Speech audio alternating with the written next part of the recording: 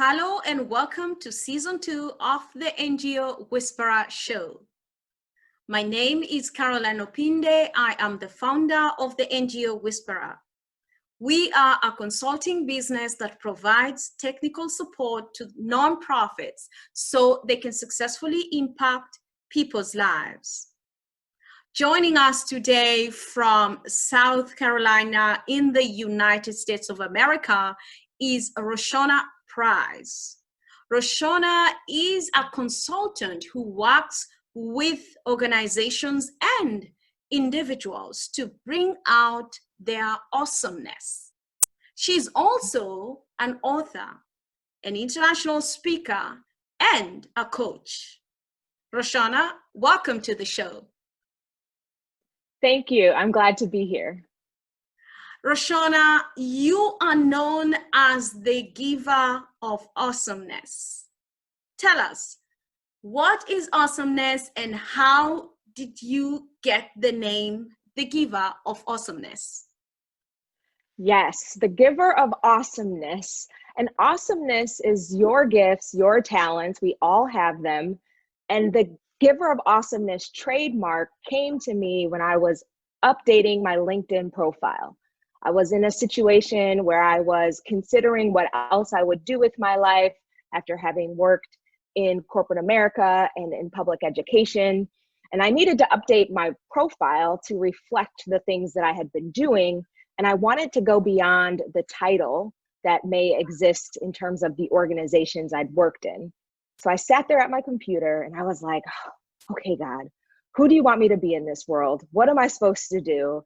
And all of these people's voices and faces came, and they were saying things like, you rock, you're amazing, you're awesome, you're such a giver.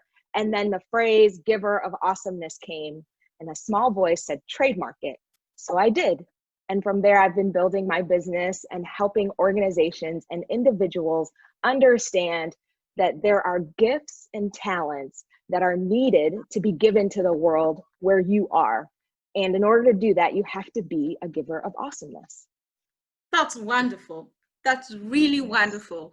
I also know that you work with nonprofits as well as for-profit companies, which are large corporations and what have you, as well as faith-based organizations. So when you work with all these companies, whether as a group or a group of people from a company or individuals, what are the steps to getting someone's awesomeness to blossom?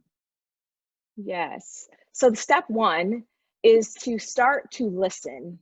Listen to what people are saying about you. Whether you're a big company, a small organization, a nonprofit, an individual, words are being said about you. So start to listen and keep track. Write them down. I tell people to get a journal, get a Post-it note, and start writing. Because what people say about who you are is leading you on a path. They're like breadcrumbs that are leading you towards your awesomeness. That's step one. Step two is to then think about what problems are people coming to you with to solve. No matter if you're an individual, a company, a nonprofit, there is a problem that is needing to be solved and people are reaching out to you for that. Start to pay attention and track it, because you may not even know that that's a part of your awesomeness. It could be that you do it anyway, or you've always done it, or you just show up in this way, but that is your awesomeness. And the last thing to do is to pay attention to time. Time is a great teacher of your awesomeness and how it shows up for you. When you are operating in your awesomeness, time will feel like it's almost standing still. An hour will feel like 10 minutes. A day will feel like an hour, because time is working for you because you're working within your awesomeness. You're doing the thing that you're born to do. Your organization is operating at its fullest capacity. It's serving, it's giving. So those are the 3 steps. Wow. So we need to listen. I've just been taking this down. I've been taking notes. So listen to what people are saying about you. look at the problems. What are the problems that people are asking you to solve? And then lastly, look at the time when you are doing things. How much are you enjoying it to the point that you don't notice the time or the clock ticking? Yes. So your awesomeness. So once I have done this, for example, when I am recording the NGO Whisperer show, like we are right now, there are some times that we end up talking so much that we don't realize we are past the 1 hour recording session. And sometimes if the guest is on the same wavelength as me, we are not in a hurry to complete our recording. So would you say that is an example of awesomeness? Yes, for both people, for you as the interviewer in your sweet spot, working in your awesomeness, having the opportunity to create the safe place for then your guests to bring all of themselves out fully. That is when you know awesomeness is present, because both people are fully present and fully operating in all of their gifts and talents. Absolutely. So I've had people mention this and say, you are in your element. Is that another word for awesomeness in this case? I just want people to understand it deeper, because some people have said, oh, you are in your element. You are in the zone. You are blossoming. This is your season, or this is your time. Can you help us to understand and differentiate if that is not what you mean by awesomeness, so people can understand this deeper? Yes. So those are all sayings that help you know you're in the moment of your awesomeness. When people say you're in your element, this is your sweet spot, this is your season or your gift. People may say it that way. This is your gift. And your awesomeness is the thing that you do and you're called to do, and you could do it every single day. You can do it and it's not exhausting to you because it's a part of an energy source within you. It's a part of your heart, your gift, that you would freely give. That doesn't mean you freely give it. It means that you could freely give it because it just comes out of you. It is who you are born to be. That's wonderful to know. And I love the way you are calling it awesomeness. I haven't had anyone describe it that way. People have described it as gifts and talents and being in your element, but no one has ever told me a word like, oh, Caroline, that is your awesomeness. And I just love it. Going forward now, helping people to identify their awesomeness. We've looked at the 3 steps. How can people guard their awesomeness? Because sometimes life happens and you find yourself moving away from your awesomeness to do something. I'll give you an example. Someone might be an amazing speaker like I am on, I'm just giving an example, on the NGO Whisperer show. And you might feel that this is not giving you enough income, and now you want to move into employment. And for me, that is losing your awesomeness, going into something else. How can people guard their awesomeness? Yes, so great question. And even in that example, so I'll use that example and then I'll expand. So in the example of being a great speaker who wants to monetize your awesomeness, and you're on the process, you're doing it, and you may feel like there's something else you need to do also. Your awesomeness is that powerful that you can expand it in many different ways. And when you think about making choices around how you may have to do other things, I may have to go and get a job, I may have to go and partner with someone else, etc. As long as your awesomeness, when you're doing it, when you're speaking at work, when you're speaking in your partnership, feels from an authentic core place, you are still being a giver of awesomeness because you're giving your awesomeness to many different things. And your awesomeness is powerful, and it will be stolen if you aren't careful and don't understand the power that it has. So in that same example, for instance, so let's say you do go and get a job. The right job still has to be gotten so that your awesomeness can thrive and grow. What happens so often is your power, your voice to be a speaker, if put into an environment that steals your awesomeness, it will say, Caroline, stop talking so much. Every time we're in a meeting, you have something to say. Don't say so much. Can you try to limit your comments to less than 30 seconds, right? Those kinds of things that people say and do to people that are trying to squash or steal someone else's awesomeness.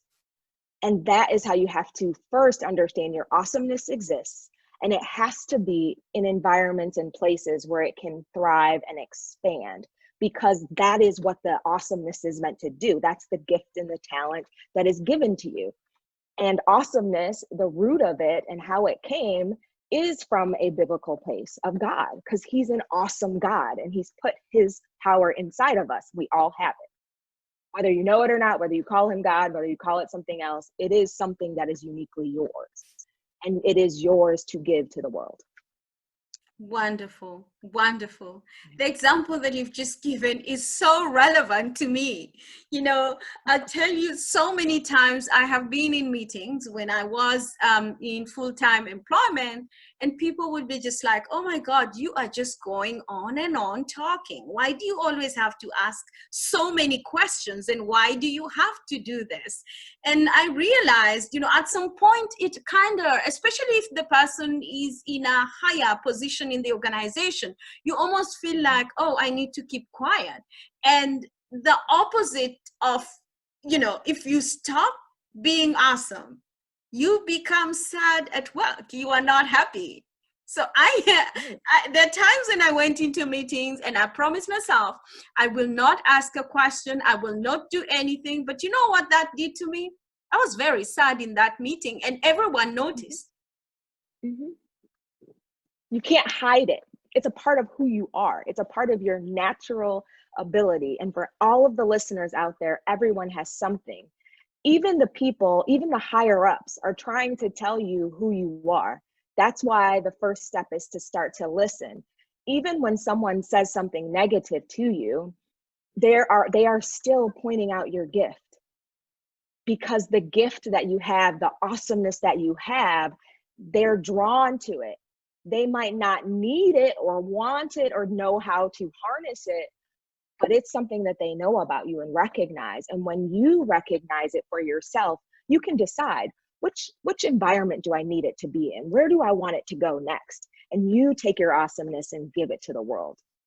So as the giver of awesomeness, how do you help people to cultivate this awesomeness so that it grows up into something that they can monetize? Walk us through the process of helping people to own their awesomeness, especially if in the past they have been told, oh, you are too much, oh, tone down, oh, we don't need too much of that, please tone it down, that's not gonna work here. How do you help those individuals, or even in companies, you know, when you've worked with teams, how do you help these people to bring it out in such a way that it can actually be monetized and they can have a company, either, you know, like the NGO Whisperer, which is what I did, or someone else who has another gift and they want to just do that at the same time as earn an income? Absolutely. So the first step is going through and really hearing their story. In the book, I talk about the 5 awesomeness stealers, because there are behaviors to this. There are people that get joy out of making you feel small. They're minimizers. And these minimizers, over time, if you've been in environments with them, you've worked for them, maybe they're on your team. And these are people who you need to then understand that they exist and that they have hurt you. And so we work through processes to help you overcome hurt, fear, anger, maybe even guilt or embarrassment that you have experienced. These are core negative emotions that drive our thinking and our behavior. And so when I'm working with clients individually or collectively, we go through processes where I would say to you, Caroline, the last time you felt fear, can you tell me about that time and how you knew you had that fear? Because we all have something. Maybe it's sweaty hands, maybe our heart starts pounding, maybe we start sweating under our armpits, and that is fear. That same fear is associated in your body. It may even have a shape and a color to it. And that shape and color can be tied to stories of your childhood, things that have happened in your past. And your brain and your mind doesn't know the difference between our conversation right now and when you were 5 years old. And when that happens, when you're triggered or when you have something you really want to say, and then someone says to you, oh, you're going to talk again, or like, just don't make it so long. And then you're triggered with the fear. You then show up as the 5-year-old version of you, not the version of you that is whole and full today. And I work with my clients over a series of sessions to help them overcome these fears and these limiting beliefs in all of the negative emotion categories. And then we work on standing up their business and their organization and in a structure that is going to help them bring their awesomeness out in a place that's whole and full. And the reason the process, it goes through emotions first to bring healing, is so that you can actually take the steps needed to monetize your business. Because without healing some of the emotions, the things you have to do to be an entrepreneur, cold calling, sending out emails, going live on social media, standing before someone and saying, this is who I am and this is what I offer. If there are limiting beliefs there, or if there are unresolved emotions, you'll stop, or you'll start and then you'll self-sabotage.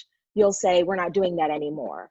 Or what happens a lot of times in organizations that I work with is they build a really great strategic plan. And then the strategic plan never actually gets moved forward, or what I call cascaded through the organization. It'll stay at the senior leadership level and maybe one level down. However, it doesn't make it to everyone because there are people that are stopping it all along the way because they have unresolved emotional feelings. They're not able to bring their full awesomeness to the organization and feel whole and full in their role. That is a very critical thing you've mentioned in organizations, and I didn't see it the way you've mentioned it until now, because I work with nonprofits and I give them ideas on how to move forward, especially now with COVID-19 lockdown. There are many organizations that I was working with, and some of them I've continued to work with. And I gave them directions on things that we wanted to do. We came up with a plan. And you know what? Some of them decided, you know what? We're not going to do this now. We will take a different direction. And just recently, one of them came back and said, you are right. But you know, the person came back to me 4 weeks later. So we have lost 4 weeks. In between, you know, the time that I suggested we follow a certain direction, a certain route, to now, he has lost 3 funding opportunities that he could have gone for. And I was ready to work with him. And now he's struggling, you know, with the process of coming back and getting back. And now I understand this deeper. It's the minimizers, it's the limiting beliefs that's limiting them from achieving their awesomeness. And it could be any triggers. Now, taking us to COVID-19 and other disasters and other issues that may affect people, even now with all these, the recent racism issues that are going on in the United States and further spread, you know, to other parts of the world with the killing of George Floyd, God rest his soul in eternal peace. We are seeing people behaving in certain ways that is either bringing their awesomeness or unawesomeness. Can you walk us through how you help people during times of emergency or stress, or when the triggers come out? How do you help people to bring out their good side, which is the awesomeness, and not the unawesomeness? Yes. So anyone that reaches out to me, or if you follow me on any of the social media platforms, I talk about ensuring that you first work on yourself. So when I see the pictures, the photos, the riots, etc., and then people say, I feel these things, we have to name the things. That's how it starts. So even we can talk specifically about what's been happening in the United States. And one of the things that's being said and posted a lot is that perhaps some of the Black employees are not okay. Have you seen that? Or some people are saying, I'm not okay. Well, if we break that language pattern down, and language pattern is critical to understanding your awesomeness, because you have to be listening to the words, the things that people are saying and doing. And so even in that one phrase, we can say, if you say, I'm not okay, the brain can't process the word not. So what it builds is I'm okay. And then it looks for ways in which for you to be okay. However, okay is really a low bar when you think about living your life. When you think about, when you woke up this morning, you weren't saying, I want to be okay. Or if you were, you know that that's a day that's not as great. I wake up going, I want today to be awesome. I want it to be amazing. I have expectations of what's it going to be. And when we build, especially in crisis, when we build language patterns and even slogans, which I understand why we do it, but when we build these slogans that lower the bar of expectation, after the trauma or during the trauma, we're actually minimizing the expectations of people. We're saying, well, if you're not okay, then if I get you to okay, are you good? Can we move on now? When what we're going for is commitment and change and justice. And so getting people to name what it is they are or are not, right? So if you're tired, say I'm tired versus saying I'm not sure or I'm not clear. You say I'm confused. I need clarity, so that you can start to ask for and receive what you want, so that your brain, this powerful thing that you have that God has made, it can process on your behalf, so that you can come and say, I feel hurt today. I'm scared. I have fear around what tomorrow will bring, or I feel inadequate. That's what one client said to me today. I feel inadequate in this moment of how I'm supposed to respond. Okay, well, let's talk about that. When we can name it, and especially when it has emotion tied to it, we can understand where that core emotion is coming from and then use it to bring out the awesomeness that exists. Because when you feel inadequate, what happens is you don't know what to do. That's really the thought. What am I supposed to do? And people that thrive off of doing things, when they feel like they can't do things, it creates stress and anxiety. And then that floods the full body. And that's when people are up because they can't sleep, because their emotions, the cortisol is up, which means their melatonin is down. And all of that is a part of what happens in the body. And so even now, some things that I've been talking to people about is being able to think about even your natural body cycles, when you're sleeping, when you're waking up, and even your bowels. Your bowels tell you a lot about what's happening internally. And in any crisis, whether it's named, it's COVID, it's injustice, or whether it's something internal, a feeling like I'm supposed to be moving in a different direction, or a feeling like our organization needs to make a shift and a pivot, and I don't know what it is, starting to pay attention to your own natural body rhythms helps you be able to lead yourself and then others. So once the person has named what it is that they are feeling and they've attached an emotion to it, and they have used positive adjective, I am tired, I am confused, I am this and that, then what is the next step to helping them bring out their awesomeness to be able to address these issues that are around them, or maybe look for help? How do you go from identifying it to helping the person? So you go from identifying it to helping them go through a process of really understanding how this is impacting them. So if it's causing them to not make a decision, be apprehensive in some way, to be foggy in their brain where they can't sit down and actually build a plan and then execute the plan, all of that is what we talk about. We go from naming it to seeing how it's manifesting itself in their current behaviors. And then once we do that, we can shift the behavior, because the behavior is rooted in the feeling. And once we can change the feeling into something else, they can move forward.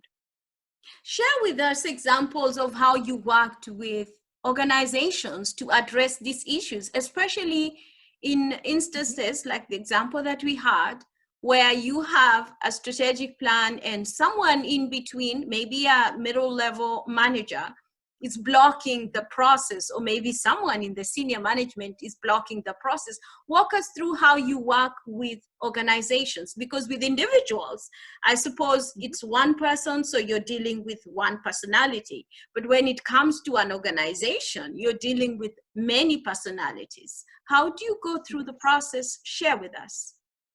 Yes. So it's either on site or via Zoom, and looking at even the structure of the meetings and how they're started.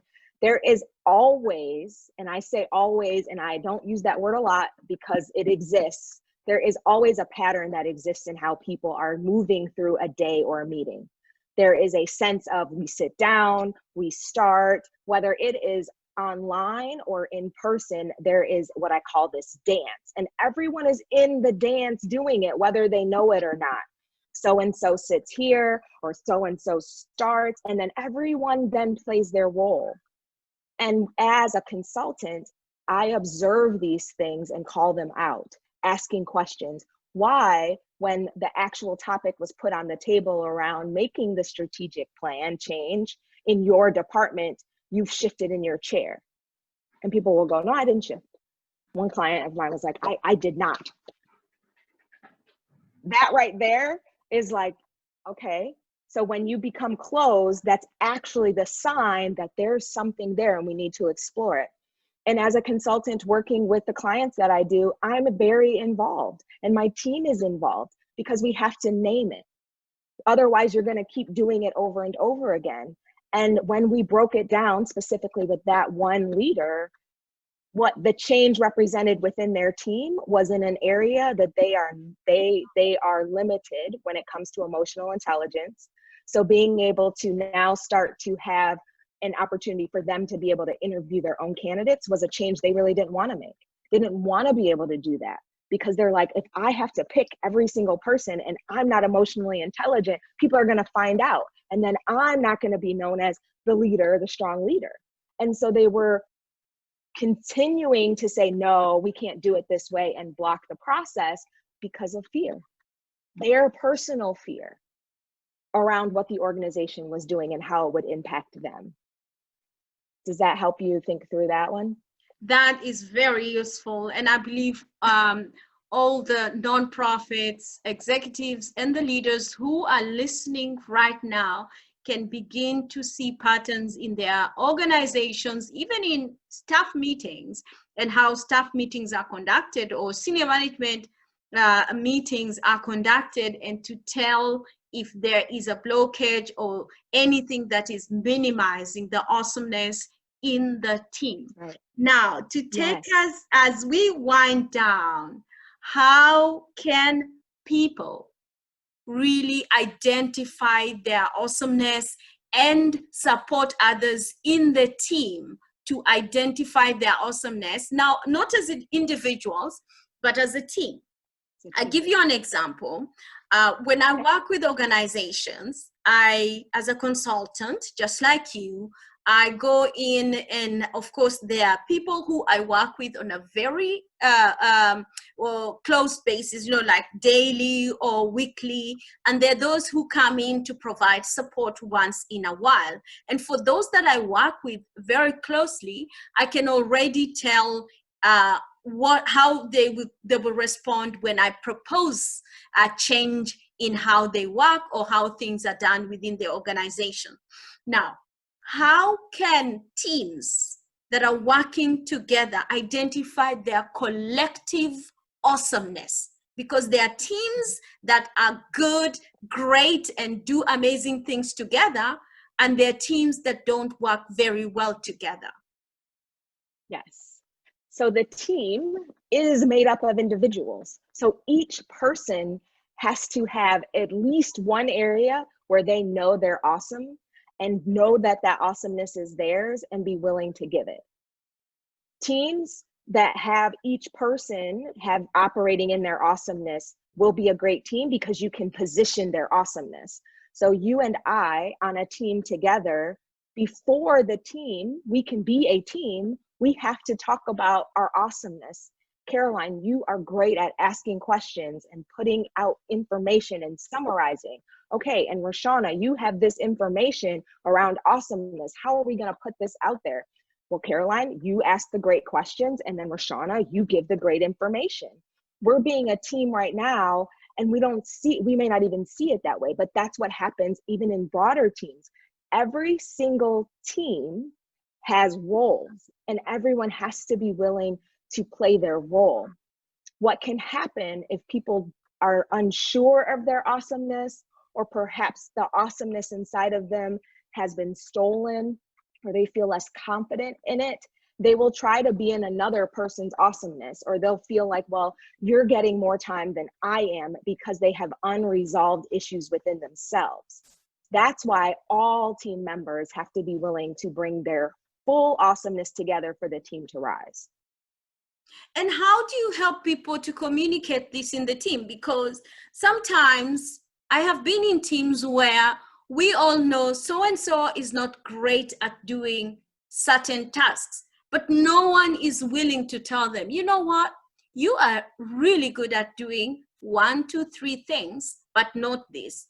This other person is great at doing that. So maybe you can carry on doing tasks A, B, and let the other person do tasks C, D, and E. But I have found this happening in so many organizations that no one is willing to say that. How do you help in those situations where people are afraid to speak up and tell people that they're actually not great in this thing, but they're actually great in the other one?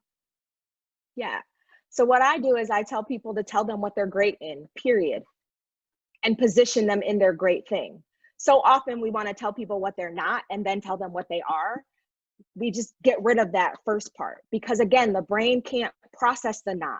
And so it'll get stuck over there going, wait, you want me to do this, but you just told me I'm not that. And then people get held up in the what they're not. So if you tell people you're really good at this, and oh, by the way, we've created this opportunity, or we need you here because we as a team are moving forward, people want to step into a place where they're needed. They want to step into a place where they can thrive. And that's how you do it.